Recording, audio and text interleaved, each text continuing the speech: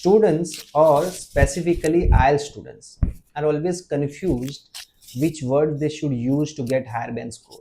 Normally, they are using 5.5 band or maximum 6 band score words.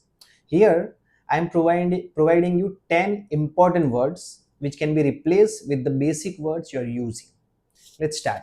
Strong, There are two forms of strongness. One is physical and one other is mental. So if you are using physically strong, you can use stout. If you are using mentally strong, you can use phlegmatic. weak, Weak means feeble. limited, Limited means inadequate. unlimited, Unlimited means abundant.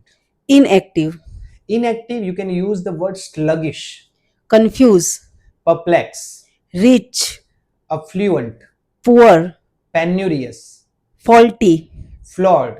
faultless. Here you are using one word which I'm giving you. It is one of the best word or one of the most loved word which I love most. It is impeccable. Impeccable means something which is faultless. Thank you.